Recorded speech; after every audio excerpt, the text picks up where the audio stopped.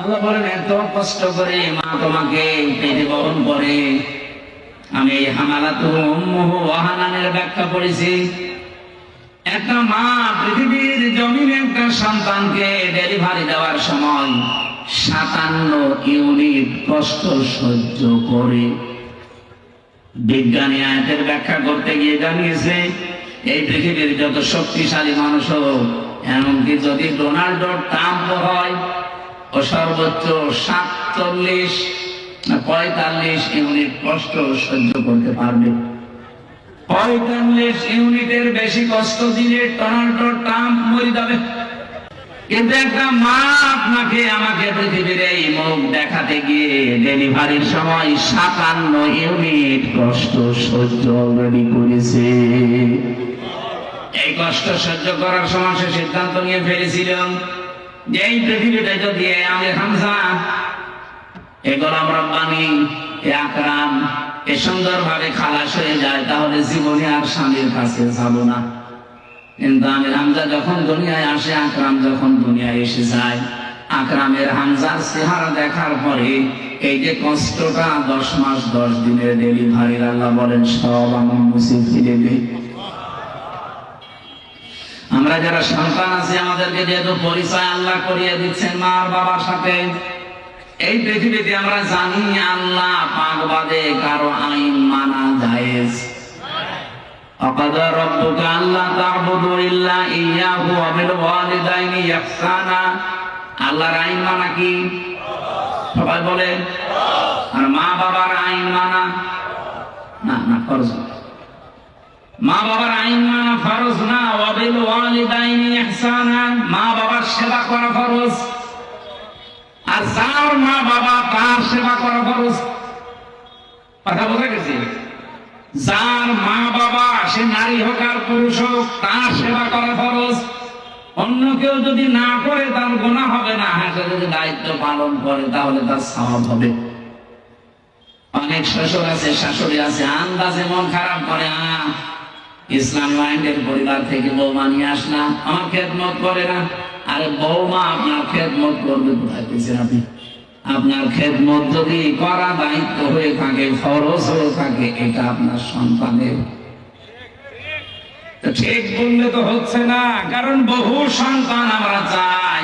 আমি আছি, রব্বানি আছে, আব্দুল হাই আছে, হাজারো সন্তান আমরা চাই আমার মা বাবার যে সম্মান, আমরা তো জানি, তাদের সেবা করা, তাদের খেদমত করা।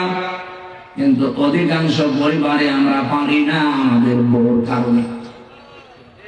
কি কথা বলেন? এটা তো রেকর্ড হচ্ছে, আমার ম্যাডাম মনে হয় শুনবে, শুনুক, আমার কোনো ভয় নেই। এখন আমরা এমপি তো ভয়। আমি চাই তারাও যেন অন্তত এটা মেনে নিতে পারে। আমরা অধিকাংশ মানুষ আজ হার্টের রোগী হয়ে যাচ্ছি, হার্ট অ্যাটাক করে মানুষ মরতেছে। মির্জা আব্বাস এখন আছে, কি হবে আল্লাহ জানে, মরে যেন না যায়। আমার তো জীবনের একটা আশা যে মাননীয় স্পিকার এ কথা বলবে।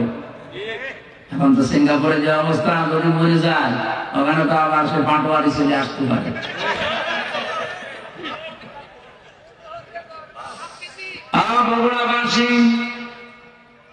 এবার আমি যে কথা তুলতে চেয়েছিলাম, আমার 8টা পয়েন্টের উপর আজকে আলোচনা আমি নোট করেছি। রব্বুল আলামিন যে 3 জন কালো মানুষের নাম বললাম, তাফসীরে এটা মারিফুল কোরআনে পাবেন। এই 3 জন কালো মানুষের ভেতরে হযরতে লোকমান একজন। আল্লাহ পাক বলেন, আমি আল্লাহ তার মর্যাদা এত বেশি বাড়িয়েছি কেন জানো?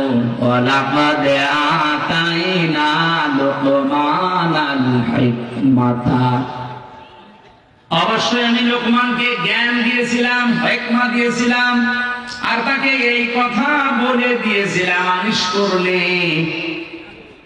ওমাই ইয়াশকুর ফাইন্নামা ইয়াশকুরু লিনাফসি আনিশকুর লিল্লাহ, যে আমি আল্লাহর শুকরিয়া আদায় করো, কৃতজ্ঞ হও।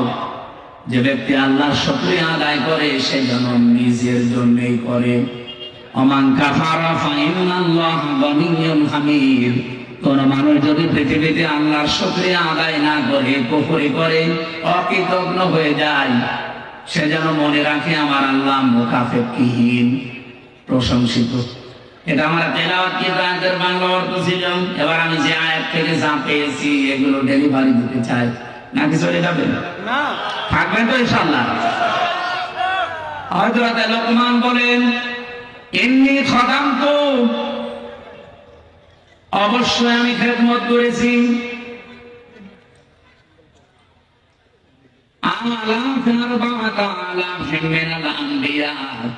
এই পৃথিবীতে 4000 নবীর খেদমত আমি করেছি। কত? একটু ভালো করে শুনবো। 4000 নবীর আমি খেদমত করেছি। তাদের কাছে আমি হাসিল করেছি, পেয়েছি। এই 4000 নবীর খেদমত করতে গিয়ে 8টা জিনিস আমি তাদের কাছে পেয়েছি। তাহলে আজকের যে ওয়াজটা, এটা একটা দুইটা তিনটা নবীর না, 4000 নবীর খেদমত করে তাদের কাছে হাসিল করা জিনিস। হযরত লোকমান বলেন, আমি 4000 নবীর খেদমত করেছি, তাদের কাছে যা যা পেয়েছি তার মধ্যে 8টা জিনিস আমার কাছে অন্যতম। 8টা জিনিস আমি চাই পৃথিবী যতদিন থাকবে মানুষের 8টা জিনিস যেন অর্জন করে। বলেন সুবহানাল্লাহ। আমি আপনাদেরকে আমি সহ প্রত্যেকে যেন অর্জন করতে পারি।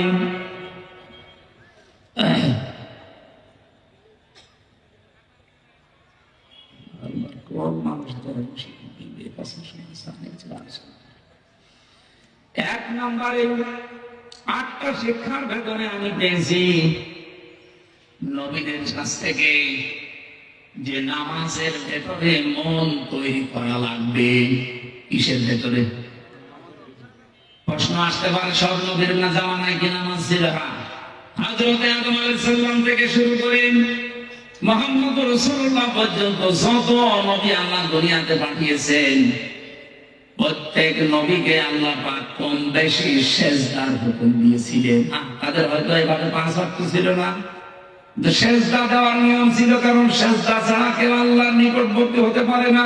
আসজুদ ওয়াক্তারিব, সিজদা দাও, আল্লাহর নিকটবর্তী হয়ে যাও। আদম আলাইহিস সালাম তাওবা করার মাধ্যমে উনি যে ফজরের 2 রাকাত নামাজ স্বামী আর স্ত্রী মিলে আরাফাতের ময়দানে পড়েছিলেন, আমরা তাফসীরের কিতাব থেকে হাদিস থেকে যেটা পেয়েছি, রব্বুল আলামিন আদমের প্রতি 350 বছর পরে এত খুশি হয়েছিলেন এই 2 রাকাত নামাজের সিজদায়। কিয়ামত পর্যন্ত উম্মতে মুহাম্মদী যারা আসবে তাদেরকে আল্লাহ এই 2 রাকাত নামাজ ফরজ করে দিয়েছেন। ওই দিন হযরত আদম আলাইহিস সালাম যে দোয়া করেছিলেন, এই দোয়াটা আল্লাহর কাছে এত বেশি পছন্দনীয়, এত বেশি ভালো লেগেছে। আল্লাহ ডাক দিয়ে বলেছিলেন, আদম, কিয়ামত পর্যন্ত তোমার সন্তানাদি যারা আসবে তারাও যদি কোনো ভুল করে অপরাধ করে এই দোয়াটা পড়ে, আমি আল্লাহ তোমার মতো সন্তানদেরকেও মাফ করে দেব। আদমের সন্তান আমরা যারা জবান খুলে পড়েন, রব্বানা যালামনা আনফুসানা ওয়া ইন লাম তাগফির লানা ওয়া তারহামনা লানাকুনান্না মিনাল খাসিরিন। ফজরের নামাজের যে 2 রাকাত, এটা আদম আলাইহিস সালাম থেকে পাওয়া। জোহরের নামাজের যে 4 রাকাত, হযরত ইব্রাহিম আলাইহিস সালাম থেকে পাওয়া। আসরের নামাজের যে 4 রাকাত, হযরত হুসাইন আলাইহিস সালাম থেকে পাওয়া। মাগরিবের নামাজ যে 3 রাকাত, হযরত আইয়ুব আলাইহিস সালাম থেকে পাওয়া। এশার নামাজ যে 4 রাকাত, এটা হযরত আয়েশার কারণে স্পেশাল ভাবে আল্লাহ মুহাম্মদ রাসূলুল্লাহকে দিয়েছে। রব্বুল আলামিন বলেন, হযরত লোকমান তাকে আমরা জ্ঞান দিয়েছিলাম, হিকমত দান করেছিলাম। এই জ্ঞান পাওয়ার পরে তার প্রথম কাজ হয়েছে সে শুকরিয়া আদায় করেছে আল্লাহর। তাহলে এখান থেকে কয়েকটা শিক্ষা পাওয়া যায়।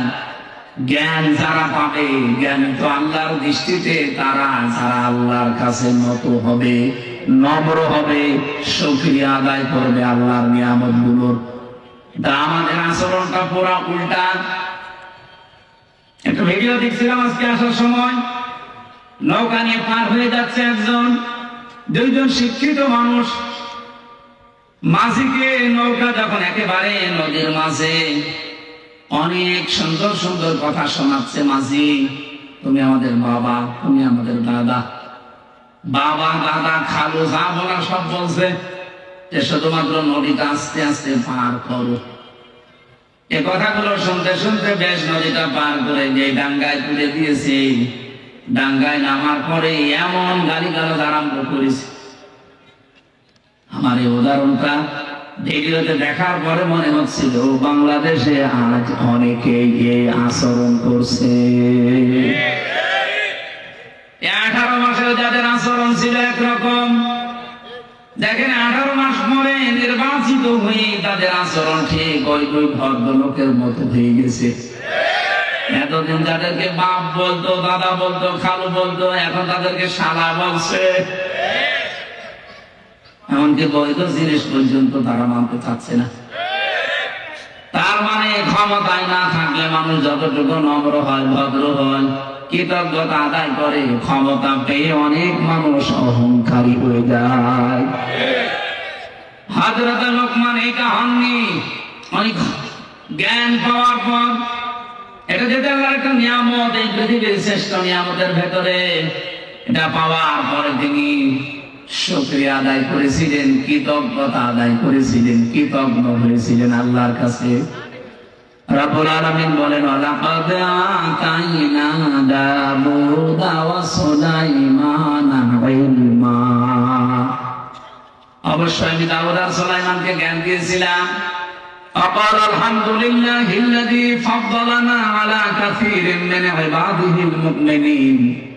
তারা দুইজনে এই জ্ঞান পেয়ে কি করেছিল জানো?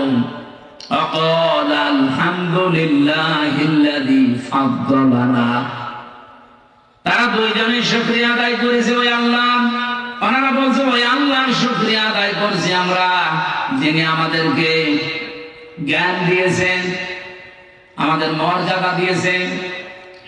মেনে আলা কাসীরিন মিন ইবাদিহিল মুমিনিন। পৃথিবীতে বহু মুমিন বান্দাদের উপরে আমাদের মর্যাদা যিনি বাড়িয়েছেন, তার দরবারে আমরা শুকরিয়া আদায় করছি।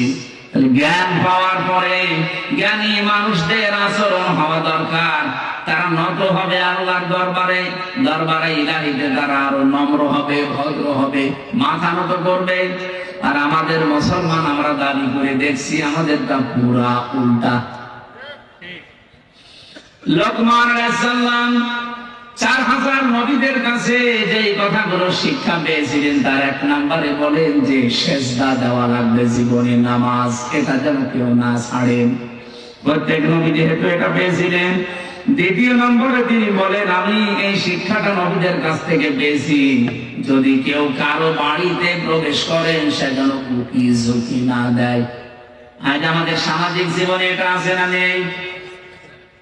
বেশ ভালো মানুষ মনে হয়, বাড়িতেও ঢোকে, সালাম দিয়ে ঢোকে, ঢোকার পরে শয়তান তার দখল করে নেয়, বাড়ির ভেতরে শুধু এদিকে ওদিকে উকি ঝুঁকি দেয়।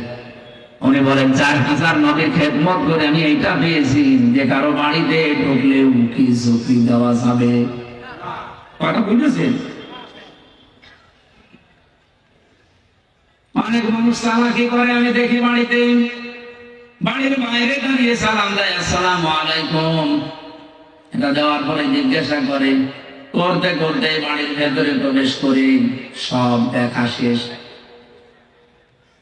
না, এই চালাকি করা যাবে না, কোরআনের নিষেধ। ইয়া আইয়ুহাল্লাযীনা আমানু লা তাদখুলু বুয়ুতান গায়রা বুয়ুতিকুম হাত্তা তাস্তানিসু ওয়া তুসাল্লিমু আলা আহলিহা।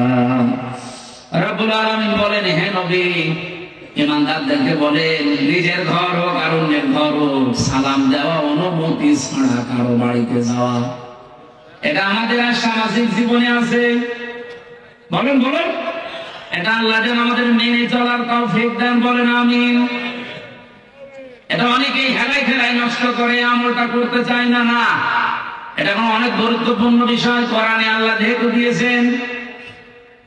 বহু মানুষ এই ছোট্ট আমলটার ভেতরে, পরে আমি কিছু আয়াতের ব্যাখ্যা পড়ে তাফসীরে দেখেছি, আজ যারা নিজেদের স্ত্রীকে প্রথম 1 বছর 1.5 বছর 2 বছর ভালো লাগে, কিন্তু এরপরে দেখি সংসার আর থেকে না, নিজের বউ চাইতে অন্যের বউ দেখলেই কেমন যেন ভালো লাগে। এরকম দেশ নেই? আপনি আছেন এরকম? এই রব দেশে আছে না নেই বলেন তো? প্রথম কিন্তু ভালোই লাগে। কালকে একটা বিচার এসেছিল আমার কাছে, প্রায় রাত 10:30 পর্যন্ত এটার বিচার আমি করেছি। একজন মাওলানা, আমি নাম নিলাম না, উনি এসে ওনার স্ত্রী সহ 2 জনই এসেছেন। স্ত্রীর অভিযোগ হচ্ছে যে এমপি সাহেব, স্বামী আমার প্রথম বিয়ের 3 মাস 4 মাস 6 মাস 1 বছর খুব ভালোবেসেছে, কিন্তু এখন যেন আমার দিকে আর মন নেই। মাওলানা আমার আস্তে করে বলছে যে হ্যাঁ, আসলে তো কথা একেবারে মিথ্যা না, প্রথম ভালোই লাগতো, কিন্তু এখন আমার অন্যের বউ দেখলে ভালো লাগে, আমারটা আর ভালো লাগে না। মানে এটা একটা রোগ, এর ঔষধ আছে না নেই? বলেন বলেন। قل للمؤمنين يغضوا من أبصارهم ويحفظوا فروجهم ذلك أزكى لهم إلى آخر الآية। হে নবী, মুমিন পুরুষদেরকে বলেন তারা যদি এই 2টা ঔষধ খেতে পারে, 1 নম্বরে আপনি চক্ষুকে নিম্নগামী করবেন, 2 নম্বরে লজ্জা স্থানের হেফাজত করবেন। বহু ডাক আসবে, বহু ষড়যন্ত্র চক্রান্ত শয়তান পিছিয়ে রাখবে। এই 2টা ঔষধ যদি কেউ মাত্র 1টা মাস একটু পালন করতে পারেন, আল্লাহর কসম আমি আয়াতের বিশ্বাস নিয়ে বলছি, আপনার নিজের বউ ভালো লাগবে, অন্যের বউ তখন আপনার কাছে খারাপ লাগবে। 1টা মাস একটু করে দেখেন, চক্ষুকে নিম্নগামী করবেন, যেটা দেখা যায় না এটা দেখবেন না, আর নিজের লজ্জার স্থানটা একটু বাঁচিয়ে রাখেন। 1 মাস 6 মাস 1 বছর না, 1 মাস যদি এভাবে একটু কন্টিনিউয়াস করা যায়, আল্লাহর সাহায্য আসবে। তখন আর এই হাজারো পরিবারে যে সংসার আজ ভেঙে যাচ্ছে, এইটাও বন্ধ হবে। এখানে যারা এরকম রোগী আমরা আছি, আমরা যেন রোগ মুক্ত হতে পারি, আল্লাহ তৌফিক দেন, বলেন আমিন। সত্যি করে বলেন তো, এরকম রোগ আছে কার? কোন এলাকায় বাস করতে আসলাম? এটা সব আল্লাহর ওলি। এরকম কোন রোগ তো এলাকায় নেই। এটা শুধু পুরুষের ক্ষেত্রে না, মেয়েদের ক্ষেত্রেও। আজ হাজারো পরিবারে খালি ডিভোর্স আর ডিভোর্স চলছে, এই একটা মাত্র কারণে। নিজের চোখের হেফাজত নেই, 2 নম্বর লজ্জা স্থানের হেফাজত করে না। স্বামী বাড়ি না থাকলে বহু মহিলা আছে আল্লাহকেও ভুলে যায়, স্বামীকেও ভুলে যায়। এই 2টা জিনিসের গ্যারান্টি একটু নেন। আমি আশা করছি আপনাদের আমাদের যেসব রোগটা আছে, এই রোগকে আল্লাহ পুরাপুরি নিরাময় করে দেবেন, বলেন আমিন। 3 নাম্বারটা বলছি, হযরত লোকমান বলেন আমি 3 নম্বরে পেয়েছি, খাবার যদি খেতে বসো একেবারে সব সাবাড় করে ফেলবা না।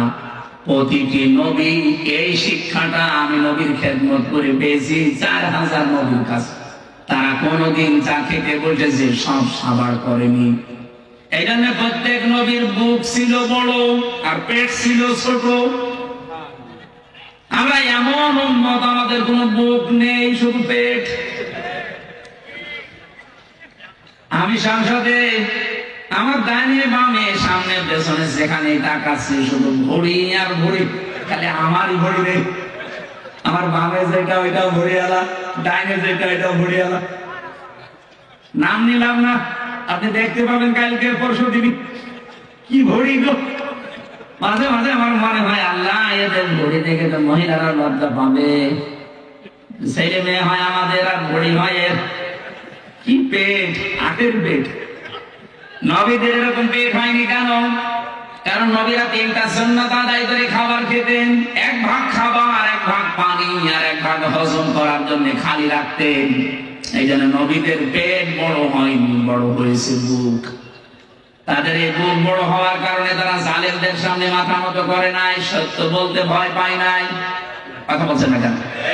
আজ বাংলাদেশে আমাদের যদি সত্যি বুক থাকতো, আমি যেমন টার্গেট নিয়েছিলাম সংসদে, আমি যদি নির্বাচিত হতে পারি 100 দিনের ভেতরে আমি কুষ্টিয়ার সদর আসনে অন্তত 100 দিনের ভেতরে যতগুলো অফিস আদালত আছে সবগুলো জনবান্ধব করে তুলবো।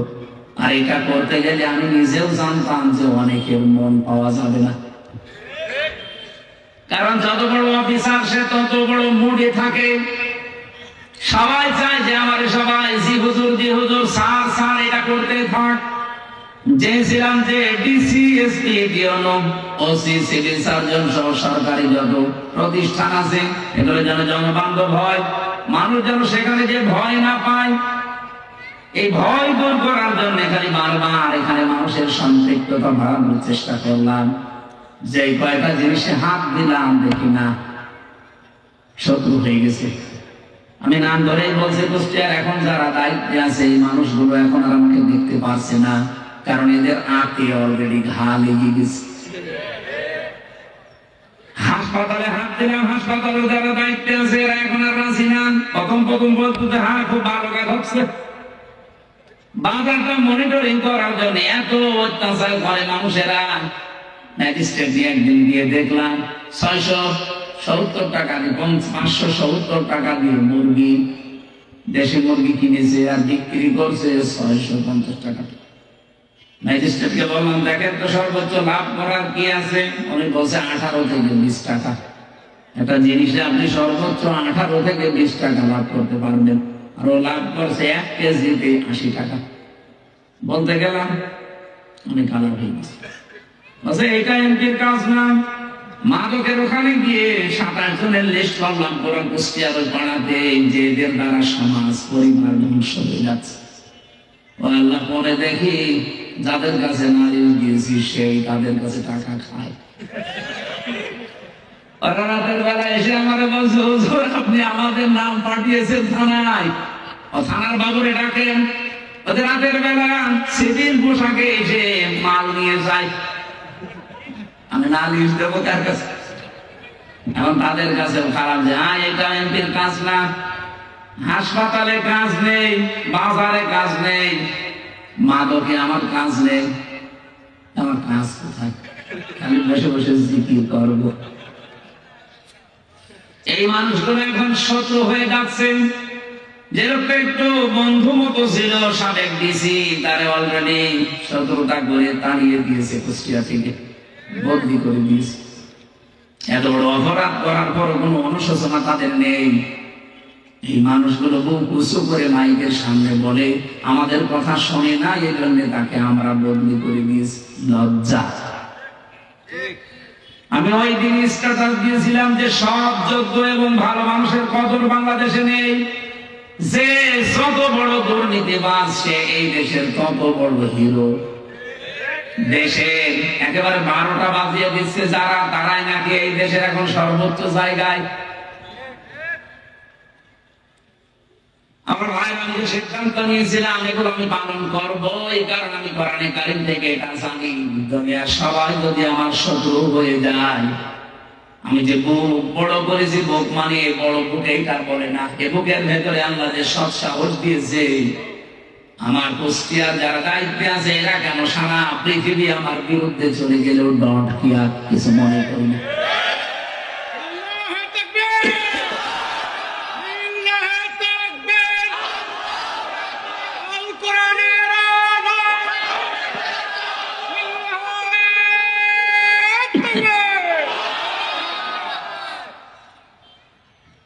নির্বাচনের আগে যে কথাগুলো মৌলানা হোসেন একটা কাজ দিয়েছিল, এত বেশি শত্রুতা বাংলাদেশে কোনো এমপির বিরুদ্ধে কেউ করে নাই।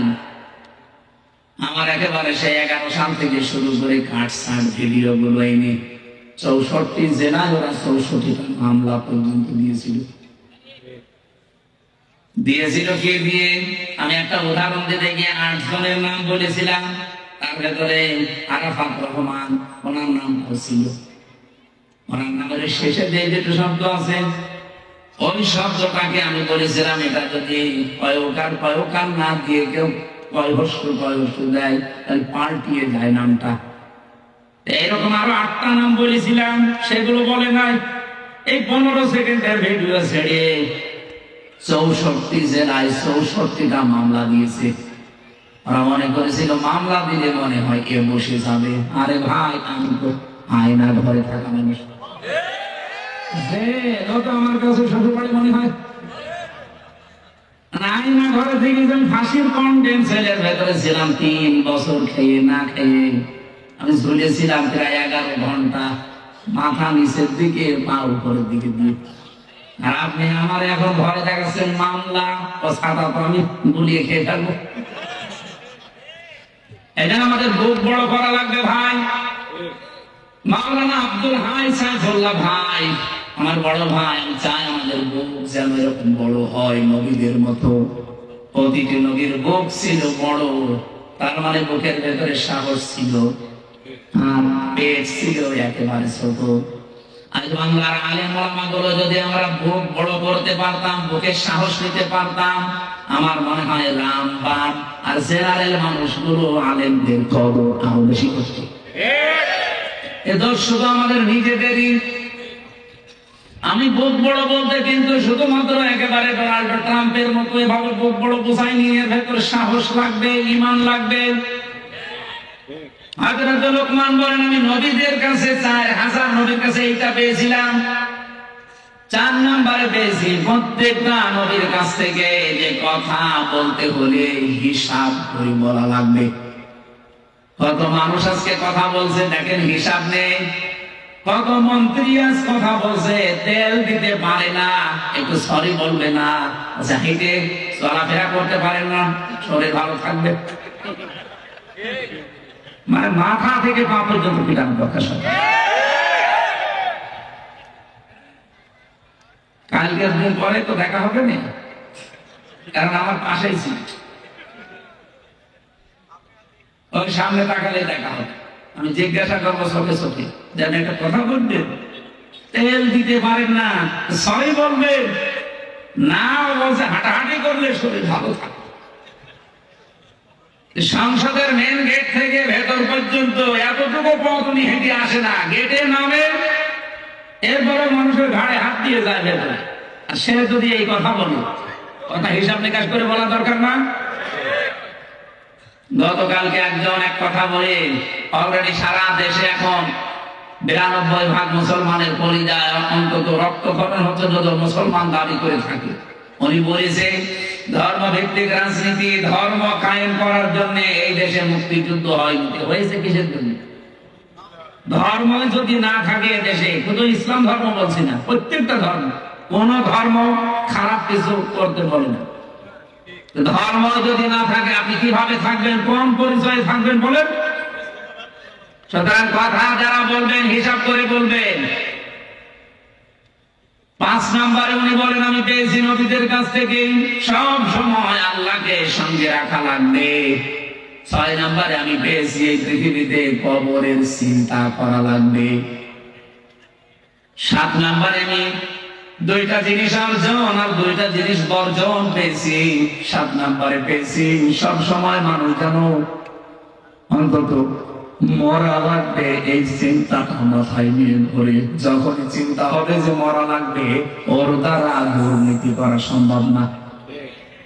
সর্বশেষ আমি 8 নম্বরে প্রত্যেক নবীর কাছে এটা পেয়েছি যে জীবনে আমাদের যেন কোনো বিষয়ে অহংকার না আসে। আল্লাহ পাক এই 8টা জিনিস 4000 নবী এগুলো শিখিয়েছে।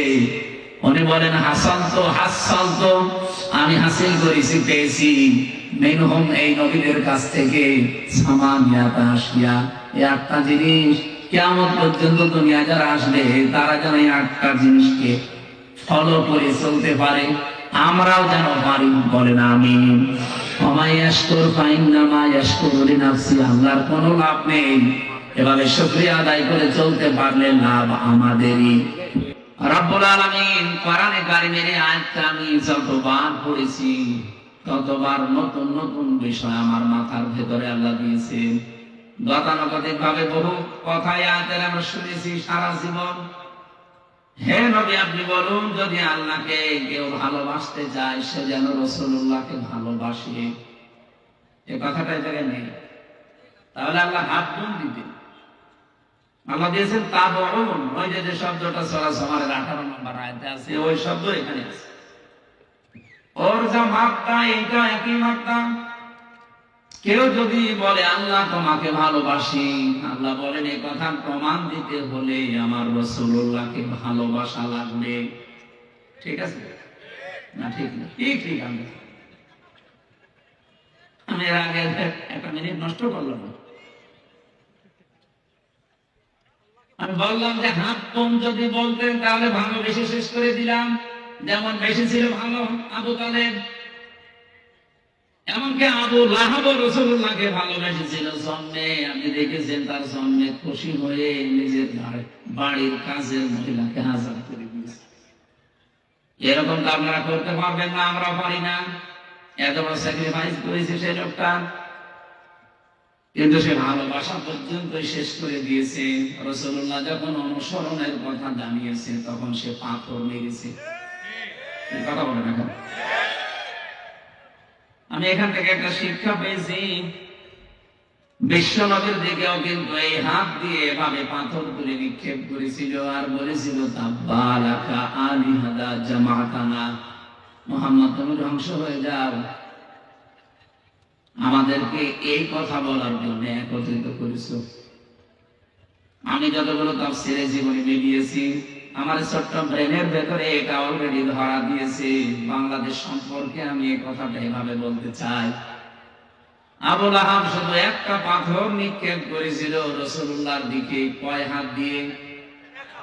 বলে কিন্তু এক হাত দিয়ে পাথর নিক্ষেপ করেছে, দুই হাত ব্যবহার করে নাই। কিন্তু আল্লাহ কোরআনে কারিমে জবাব দেওয়ার সময় এক হাতের কথা দেয়নি, দিয়েছেন তাব্বাত ইয়াদা আবি লাহাবি ওয়া তাব। আল্লাহ ইয়াদা নিয়েছিল শব্দটা, নুনটা পড়ে গেছে।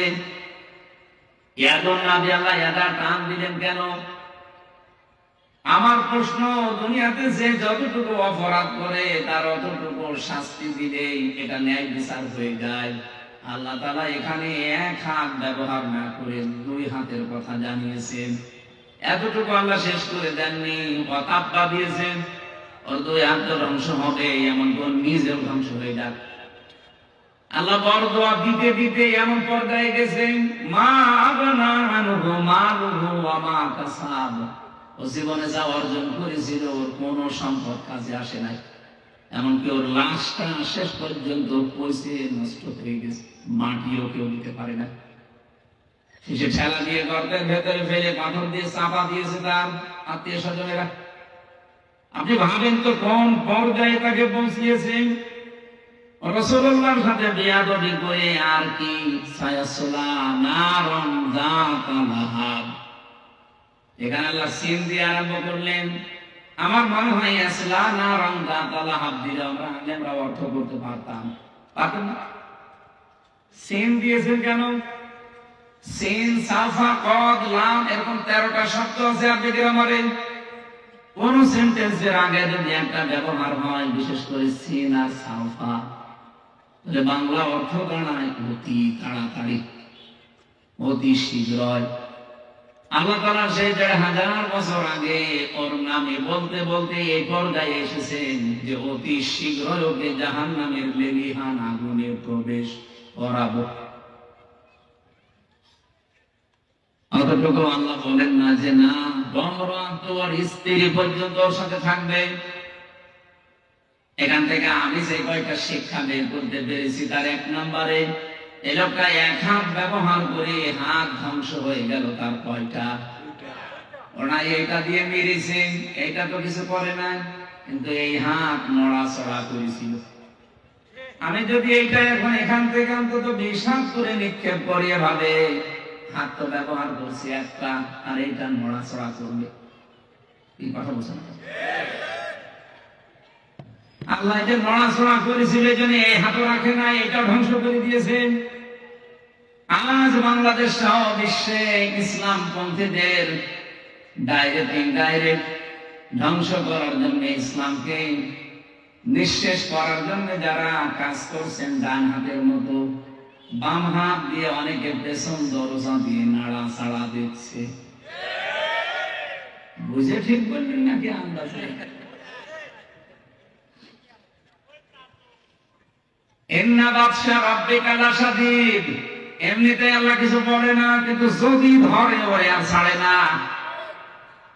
আমি কথাগুলো আরবিতে না বললেও বাংলা সংসদে বলবো যে যারা আজকে ডাইরেক্ট ইনডাইরেক্ট ডান হাতের ভূমিকা পালন করছেন ইসলামের বিরুদ্ধে, আর অনেকে আছে বোবা শয়তান নীরবে শুধু নাড়াচাড়া দিচ্ছে। গজব আসলে কিন্তু আপনিও বাঁচবেন না।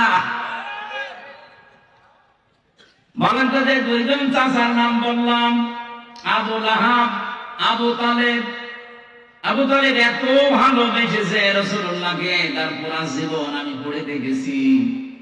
এই লোকটা নিজের সন্তান হযরত আলীকে বিছানায় রাখতো না, ভাইয়ের ছেলে এতিম মুহাম্মদ রাসূলুল্লাহকে নিজের কাছে নিয়ে ঘুমাতো। আবু তালেব জীবনে এমন কোন জায়গা নেই শরীরের ভেতরে যেখানে রাসূলুল্লাহকে তুলে নাই। কোন সময় মাথায় নিয়েছে, কোন সময় চোমা দিয়েছে, কোন সময় বুকে নিয়েছে, পিঠে নিয়েছে, কোনদিন পায়ের কাছে রাখে নাই। পায়ের কাছে রাখলে অসম্মান হবে, পায়ে লাগতে লেগে যেতে পারে, এই জন্য পায়ের কাছে রাখে নাই। বুখারী শরীফের হাদিস। এই লোকটাকে কিয়ামতের দিন আল্লাহ জাহান্নামের দুইটা জুতা পরিয়ে দেবে। এ কারণে তার মাথার মগজ পর্যন্ত টকবক করে ফুটতে থাকবে, কিন্তু পুরা শরীরের কোন জায়গায় জাহান্নামের আগুন লাগবে না।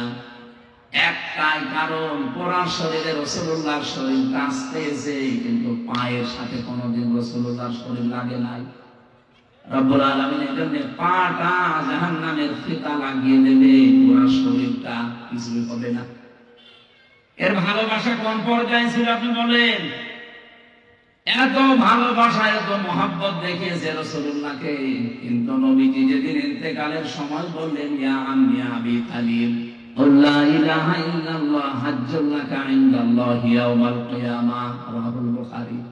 চাচা, জোরে বলা লাগবে না, শুধু আমার কানের কাছে মুখটা নিয়ে আস্তে করে বলেন, লা ইলাহা ইল্লাল্লাহ মুহাম্মাদুর রাসূলুল্লাহ বলা লাগবে না আপনার। আপনি শুধু আল্লাহর একাত্মবাদের স্বীকৃতিটা দেন, রিসালাতের ঘোষণাটা আমি জানি যে আমি রাসূল, আমি এটা নিয়ে নিলাম। আপনি শুধু আল্লাহটা দিয়ে যান। আমি কথা দিলাম কিয়ামতের দিন ঝগড়া করে হলো আপনাকে আমি আল্লাহর জান্নাতে পৌঁছিয়ে দেব। লোকটা পড়ে নাই, ডাক দিয়ে বলেছে, ভাতিজা তোমাকে ভালোবাসি, কিন্তু তোমার এই কালিমাটা পড়তে পারলাম না, তুমি আমারে মাফ করে দিও। বলেন তো, মাফ করার মালিক কি রাসূলুল্লাহ? এই আরো যদি বলেন, মাফ করার একচ্ছত্র মালিকানা যে আল্লাহ। কোথায় আছে বলেন তো? কোরআনে আছে কোন জায়গায়? বলে আমায়াগফিরুয যুনুবা ইল্লাল্লাহ। সূরা আলে ইমরানের ভেতরটা মাঝে আছে রব্বুল আলামিন জানিয়েছেন মাফ করতে পারে গুনাহ শুধুমাত্র আল্লাহ ছাড়া, মাফ করার ক্ষমতা কারো নেই। হ্যাঁ, যদি আপনি হক করে ইবাদত নষ্ট করেন, এটা আবার আল্লাহর নাম, এটা বান্দার। আপনি কোন বৈধ কাজ করা লাগবে, এই জায়গায় যদি ঘুষ নিয়ে থাকেন, আপনি বান্দার হক নষ্ট করেছেন। এই হকটা দুনিয়ায় থাকতে হয় ফেরত দিয়ে যাবেন, নাই কিয়ামতের দিন নেকি দিয়ে ফেরত দেওয়া লাগবে, এরপরে মাফ হবে। আল্লাহর সাথে যে অধিকারগুলো, এগুলো আল্লাহ মাফ না করলে পৃথিবীর কারো বাবারও ক্ষমতা নেই মাফ করার। এই জন্য আমায়াগফিরুয যুনুবা ইল্লাল্লাহ, সাম্পল দেয় যুনুব বহু বছর, কোন গুনাহকে মাফ করতে পারে না ইল্লাল্লাহ, আল্লাহ ছাড়া। এই লোকটা যখন ডাক দিয়েছে, ভাতিজা মাফ করে দিও, নবীজিকে সঙ্গে সঙ্গে কোরআনে কারিমের আয়াত নাযিল করে আল্লাহ সতর্ক বাণী দিয়েছেন, ইন্নাকা লা তাহদি মান আহবাবতা ওয়ালাকিন্নাল্লাহ ইয়াহদি মান ইয়াশা ওয়া হুয়া আ'লামু বিল মুহতাদিন। সূরা কাসাসের ভেতরে আছে 56 নম্বর আয়াতে, নিশ্চয় হে নবী আপনি যাকে চান তাকে হেদায়েত দিতে পারেন না, আমি আল্লাহ যাকে ইচ্ছা করি তাকে হেদায়েত দান করি। আর হেদায়েত কে পাবে এটা আপনার চাইতে আমি আল্লাহ ভালো জানি, এই জন্য আ'লামু দেওয়া আছে। এরপরেও নবীর মন মানছিল না, কারণ এত কষ্ট পৃথিবীতে রাসূলুল্লাহর পেছনে কেউ করে নাই।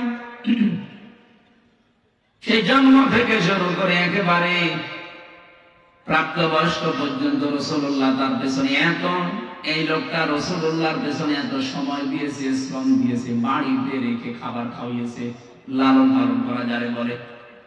বিশ্বনবী মুহাম্মদ রাসূলুল্লাহর মন মানে না, এই জন্য তিনি আবু তালেবের কবরের পাশে গিয়ে দোয়া করেছিলেন, মাফ চেয়েছিলেন আল্লাহর কাছে, রব্বুল আলামিন তুমি আমার চাচা আবু তালেবকে মাফ করে দাও।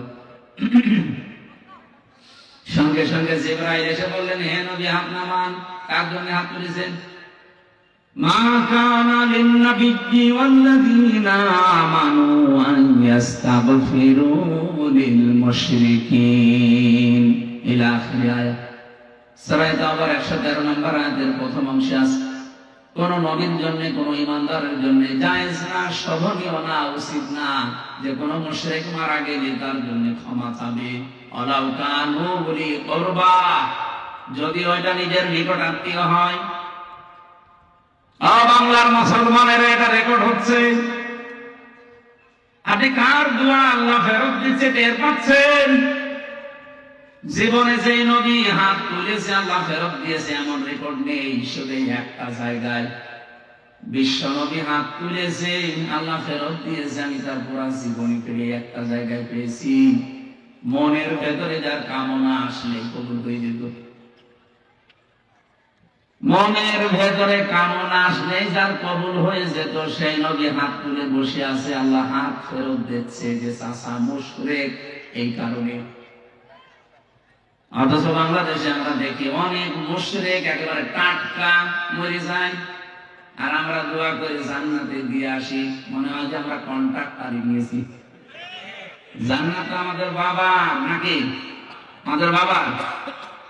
এই ধোকার ভেতরে আছেন আপনারা, আর আমরা ধোকা দিচ্ছি। নবীজির মতো মানুষ যদি দোয়া করে দোয়া আল্লাহ ফেরত দেয় যে কবুল হবে না, চাচা মুশরিক, আপনার আত্মীয়তা দেখি হয়েছে, কোন চিন্তায় আছেন আপনি নিজেকে প্রশ্ন করেন। এত ভালোবাসা মহব্বত দেখিয়ে লোকটা মাপ পায়নি, শুধুমাত্র তার জীবনে অনুসরণ ছিল না রাসূলুল্লাহ। আল্লাহ পাক এজন্য সূরা আলে ইমরানের 31 নম্বর আয়াতে জানিয়েছেন, যদি আল্লাহকে ভালোবাসি এ কথা প্রমাণ দিতে চাও, আমার রাসূলুল্লাহকে অনুসরণ করার মাধ্যমে দাও। ইউহিব্বুকুমুল্লাহ, এক নম্বরে আমি আল্লাহ নিজেই তোমাদেরকে তাহলে ভালোবাসা আরম্ভ করছি এবং করব, করেছি না। ইউহিব্বু এটা মুজারে, কেউ যদি রাসূলুল্লাহকে অনুসরণ আরম্ভ করে আমার আল্লাহ তাকে ভালোবাসা শুরু করবে। ভালো করে এই শব্দটা বোঝেন। কোরআনের কোন শব্দ যদি কেউ বোঝার জন্য চেষ্টা করেন 500 টাকা আপনার ফোন আমাদের সওয়াব হবে। এই যে ভাই এটা কি? ঠিক আছে,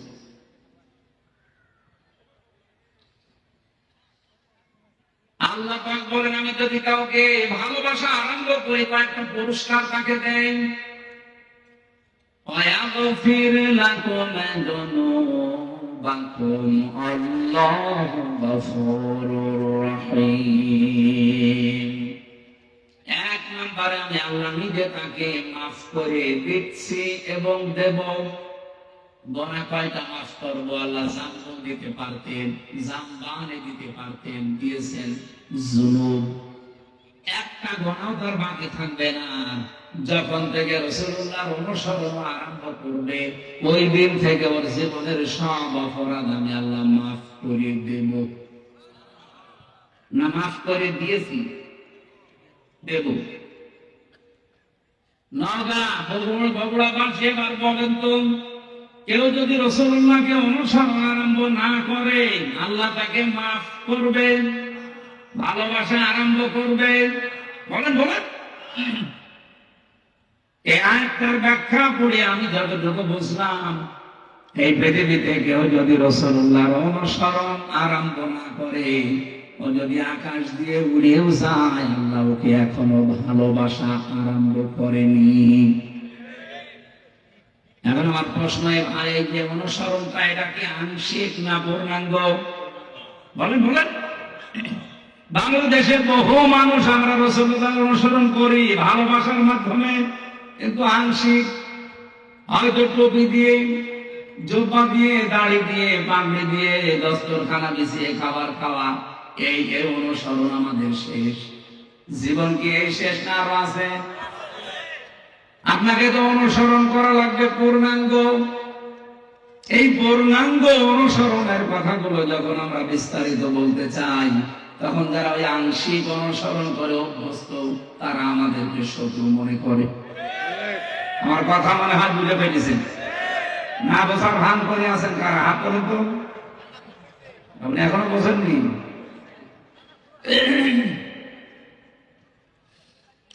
বগুড়াবাসী, এখান থেকে আজকে সিদ্ধান্ত নিয়ে যাবেন, জীবনের কয়দিন আছে আমি রাসূলুল্লাহর অনুসরণ আর আংশিক করতে চাই না। যত ঝড় ঝাপটা আসুক না কেন, অনুসরণ আমি করতে চাই পূর্ণাঙ্গ। কথা বলে না কেন? আর রাসূলুল্লাহকে অনুসরণ করতে হলে কোরআনে কারীমকে ইত্তেবা, অনুসরণ, যেটা ফায়াত্তাবিউনা আহসানা, এর ভেতরে যে উত্তম কথাগুলো আছে, সেগুলো অনুসরণের মাধ্যমে প্রমাণ দেওয়া লাগবে। আল্লাহ পাক এই কথা বলে শেষ করেননি, আয়াতটা শেষ করলেন, উলাইকাল্লাযীনা হাদাহুমুল্লাহ, এই মানুষগুলোকে আমি আল্লাহ হেদায়েত দিচ্ছি এবং দেব। এখানে ফাইল বা কর্তা সরাসরি আল্লাহ নিজে। রব্বুল আলামিন বলেন, আমি নিজে তাদেরকে হেদায়েত দেব। তাহলে আল্লাহর হেদায়েত পাওয়ার একটা শর্ত এখানে পেলাম। কোরআনে এখান থেকে আজকে যা শুনবেন, এটা আজকে থেকে জীবনে অনুসরণ করার সিদ্ধান্ত নিয়ে বাড়ি যাওয়া লাগবে ইনশাআল্লাহ। আউলাইকা হুম উলুল আলবাব, তাহলে আল্লাহর দৃষ্টিতে আপনি বুদ্ধিমান, জ্ঞান সম্পন্ন, বুদ্ধিমান বলে বিবেচিত হবেন। আল্লাহ আমাকে সব প্রত্যেককে আজকের তেলাওয়াতকৃত আয়াত থেকে মূল শিক্ষাগুলো নিয়ে বাড়ি যাওয়ার তৌফিক দেন, বলেন আমিন। দরুদ আর সালাম আমাদের নবী মুহাম্মদ রাসূলুল্লাহ সাল্লাল্লাহু আলাইহি ওয়াসাল্লামের প্রতি। আমি তেলাওয়াত করেছি, আপনাদের অনেকের পরিচিত সূরা লোকমানের 12 নম্বর আয়াত। 34টা আয়াত আছে, 4টা রূপু আছে, মক্কায় নাযিল হয়েছে। একটা মাত্র আয়াতের উপরে আমাদের আজকের কথা হবে ইনশাআল্লাহ।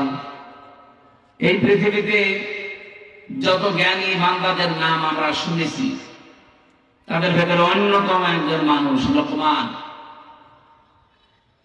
আমি তার জীবনী পড়তে গিয়ে পেয়েছিলাম, ইবনে কাসির বর্ণনা দিচ্ছে, এই পৃথিবীতে 3 জন কালো মানুষের নাম পাওয়া যায়। একজন হযরত ওমরের খাদেম ছিলেন, মাহাজা।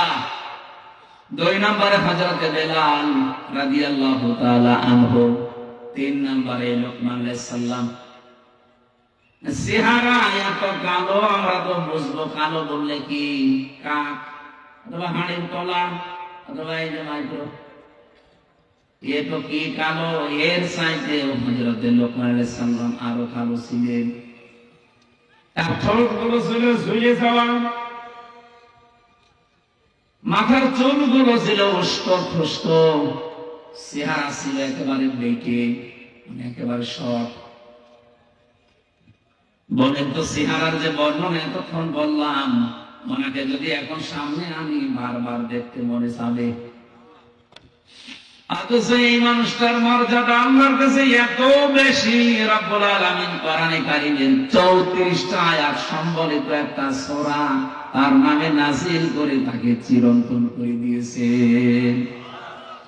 তাকে চিরন্তন করেছিলেন কোন কোন কারণে?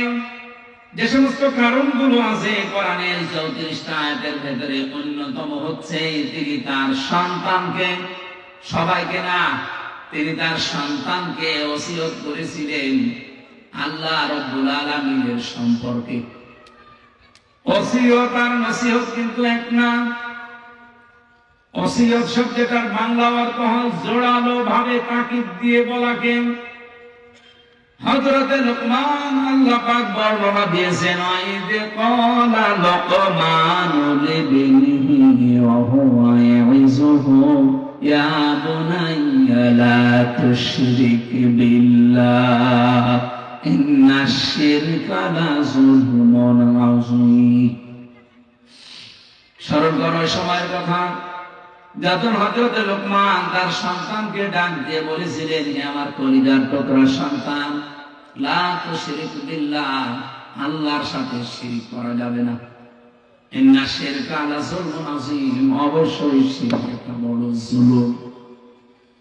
এটা বড় গুনাহ না, এই জায়গায় বড় জুলুমের কথা বলা হয়।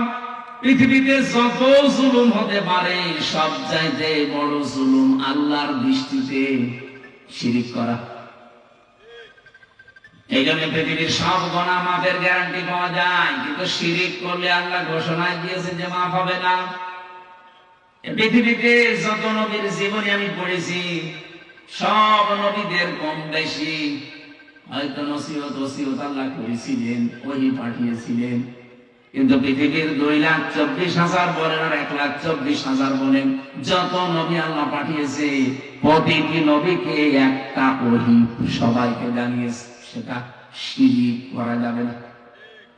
وَلَقَدْ أُوحِيَ إِلَيْكَ وَإِلَى الَّذِينَ مِن قَبْلِكَ لَئِنْ أَشْرَكْتَ بِاللَّهِ إِلَى آخِرِ آيَةٍ لَئِنْ أَشْرَكْتَ لَيَحْبَطَنَّ عَمَلُكَ وَلَتَكُونَنَّ مِنَ الْخَاسِرِينَ। অবশ্যই হে নবী, আপনাকে আর আপনার পূর্বে যত নবী রাসূল পাঠিয়েছি প্রত্যেককে আমি ওহী করেছিলাম যে শিরক করা যাবে না। আপনিও যদি শিরক করেন, লাইন আশরাক্তা লা ইয়াহবাতান্না আমালুকা, লামে তাকিদ নুনে সাকিলা, আপনার যত আমল আখলাক আছে, যত কাজ কারবার সব আমি আল্লাহ নষ্ট করে দেব। এখানে ফাইল সরাসরি আল্লাহ নিজে। ওয়ালা তাকুনান্না মিনাল খাসিরিন, আবার আল্লাহ গ্যারান্টি দিয়ে বলেছেন তুমি ক্ষতিগ্রস্ত হয়ে যাবে। বলেন নাউযুবিল্লাহ। নবীকে যদি আল্লাহ এত বড় হুঁশিয়ারি দিতে পারে, আমরা তো তার উম্মত। এই জন্য ভাইরা আর জীবনে যাই করেন, কোন শিরক যেন জীবনে না ঢোকে। শিরকের এক কথাই ব্যাখ্যা হচ্ছে এই, আল্লাহ যেটা পারে ওটা অন্য কেউ পারে, এই কথা বিশ্বাস করার নাম শিরক। এ বিশ্বাস বাংলাদেশের মানুষের নেই। আরো জোরে বলেন।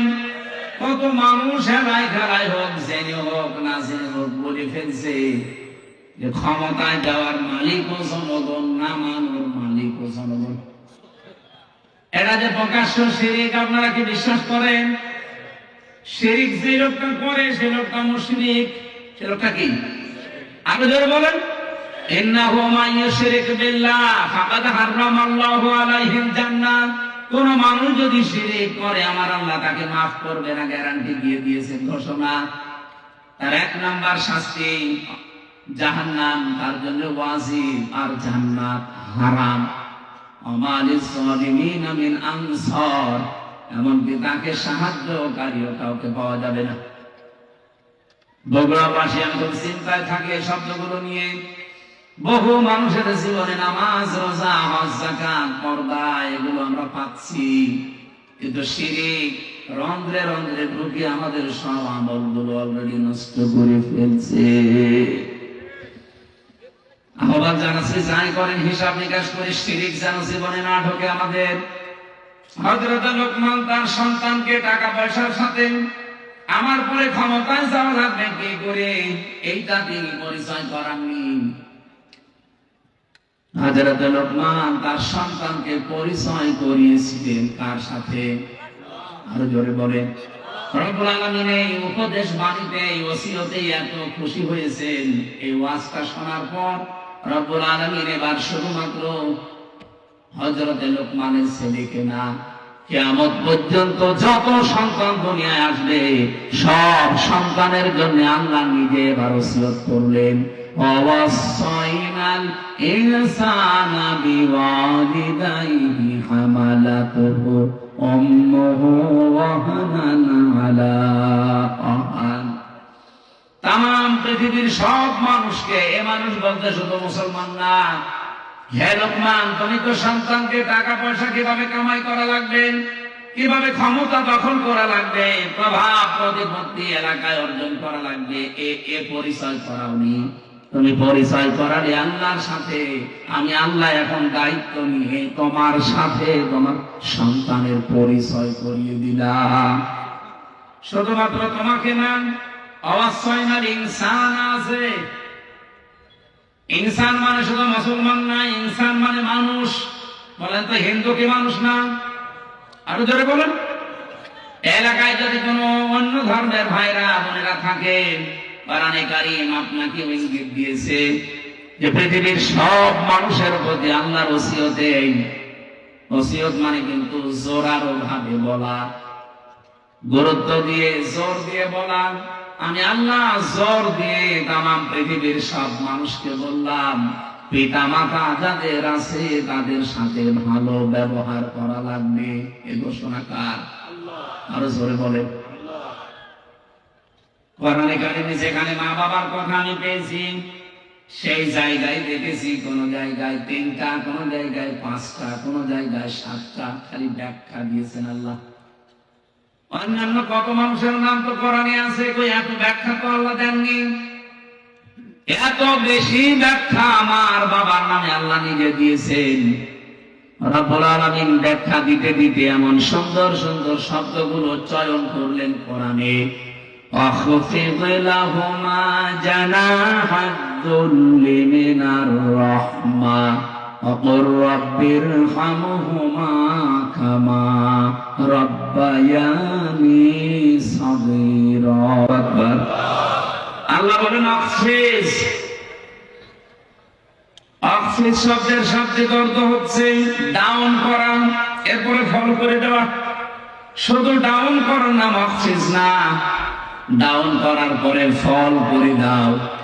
জানা হাত ধরলে, জানাহুল মানে ডানা, জিল্লুল মানে নম্রতা বা ছায়া, দুইটা অর্থই হয়। তোমার যে ছায়া আছে ডানার, এটা শুধুমাত্র ডাউন করবা না, ফল করে দিবা। আমি আয়াতটা পড়ার পরে চিন্তা করেছিলাম, আল্লাহ পাক কেন ডানার কথা দিলেন? কোন মানুষের তো দুনিয়ায় ডানা হয় না, ডানা হয় পাখির। কার? আমাদের কি ডানা আছে? না, আমাদের আছে হাত। আল্লাহ তো ইয়াদুন দিতে পারতেন, ইয়াদুন না দিয়ে, রবুদা না দিয়ে আল্লাহ জানাহুন দিয়েছেন। এটা ধার করে নিয়ে এসেছেন পাখির কাছ থেকে। পাখির কাছ থেকে ডানা ধার করে আল্লাহ আমাদেরকে লাগিয়ে উদাহরণ দিলেন কেন? ডানা তো পৃথিবীতে আরো অন্যান্য জিনিসের আছে, হেলিকপ্টারের ডানা আছে, এরোপ্লেনের ডানা আছে, তা নেই। সেই ডানা আল্লাহ তো এমনি নিয়েছেন পাখির কাছ থেকে। আপনি হেলিকপ্টার, এরোপ্লেনের যে ডানা, এটা শুধুমাত্র ডাউন হয়, ফল হয় না। ফল হলে উঠবে না। এমনকি এর ভেতরে মোলায়েম কিছু নেই, সব শক্ত মজবুত। আর পাখির যে ডানা, এর ভেতরে পর আছে, পালক, এত সফট, এত কোমল, এত নরম। একটার সাথে একটা যখন লেগে যায়, পাখি যখন তার বাচ্চাদেরকে ডানার নিচে একটার সাথে আরেকটা পর লাগিয়ে দেয়, তখন বাচ্চাগুলো এই ডানার নিচে একটা কিচির মিচির আওয়াজ দেয়। এটাকে বাংলায় বলা হয় অনির্বচন সুখ।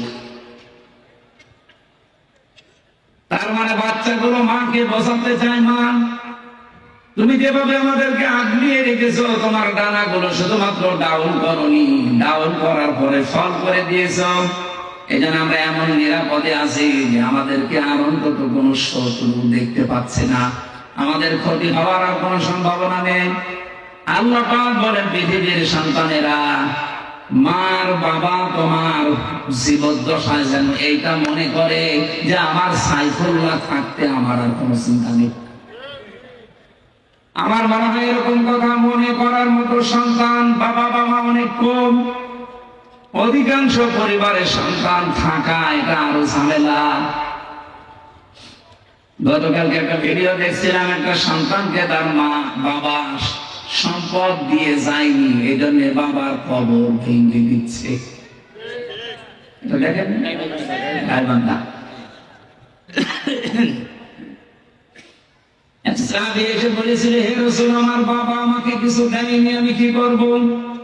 বিশ্ব নবী বলেন, কিছু যদি না দেয়, ছোটবেলায় যা দিয়েছে কিয়ামত পর্যন্ত হায়াত পেয়েও সেটা শোধ দিতে পারবা না।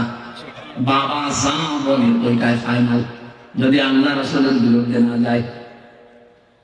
যে ছেলেটাই যে মা বাবার কবর ভেঙে দিচ্ছে, টাকা পয়সা হয়তো জমি জায়গা তাকে দেয়নি, বুঝে করুক না বুঝে করুক, আমি শুধু ওর একা দোষ দেইনি, এই দোষটা ওর বাবার আছে। কারণ যে শিক্ষাটা দিলে সন্তানে আচরণ করবে না, সেই শিক্ষা ওর বাবা ওকে দেয়নি। যে শিক্ষা দিলে আল্লাহর পরে মা আর বাবার স্থানটা জানা যায়, ওই রকম শিক্ষাগুলো মনে হয় আপনাদের এলাকায় বিভিন্ন জায়গায়। সাইফুল্লাহ ভাই বলছিলেন প্রায় 17টা কয়টা বক্তব্য চালু আছে, 11টা 13টা।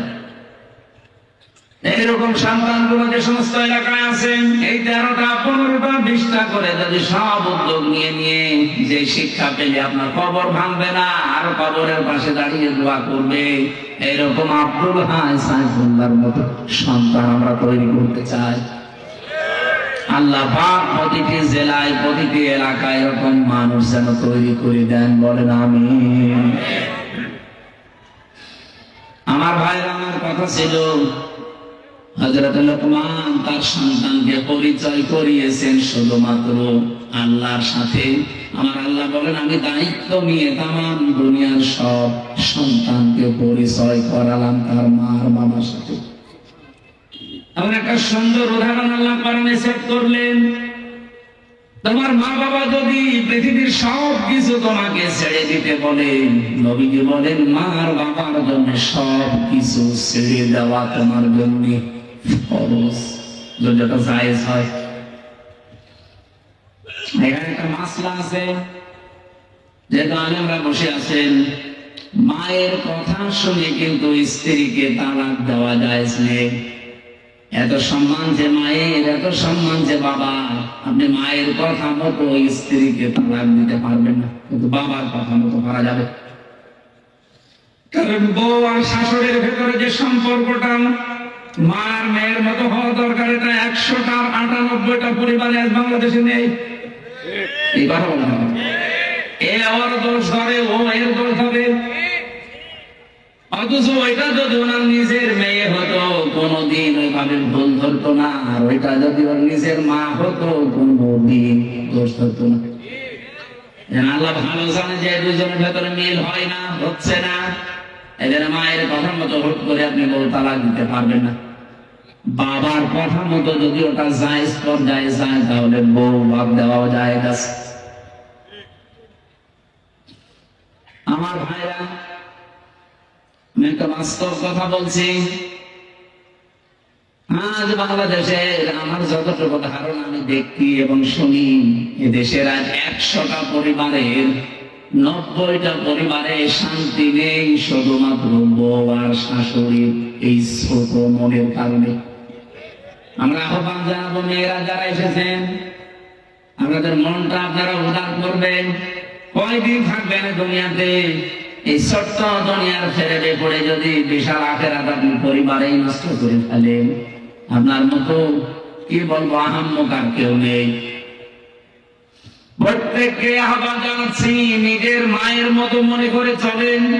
নিজের মাও তো কত দোষ করে, ভুল করে, আপনি সবই সহ্য করে নেন, মাফ করে দেন। নিজের মেয়েও তো কত ভুল করে, না জানলে শিখিয়ে দেন। শাশুড়ি গুলো যদি এই পর্যায়ে তৈরি হয় আর পুত্রবধূ গুলো যদি মেয়ের মতো তৈরি হয়, বাংলাদেশের পরিবারের স্বামীদের হাড়ের রোগ হবে না। বিয়ে করেনি তো হাসতেছে, বিয়ে করলে টের পেয়ে। বিয়ে যারা করে না ওরা ওসব এখন পায়নি। আমি তো যতটুকু দেখছি হাজারো পরিবার আজ আমরা পুরুষ মানুষ যারা হার্টের রোগী, এই বউ আর শাশুড়ির এই ছোট মনের কারণে। এই এলাকায় মনে হয় এরকম মহিলা নেই? সম্মানিত মা বোনেরা, শুধু নামাজ পড়া রোজা রাখার কালো বোরকা পরা ইবাদত না, শাশুড়ির সাথে মায়ের মতো আচরণ করা ইবাদত।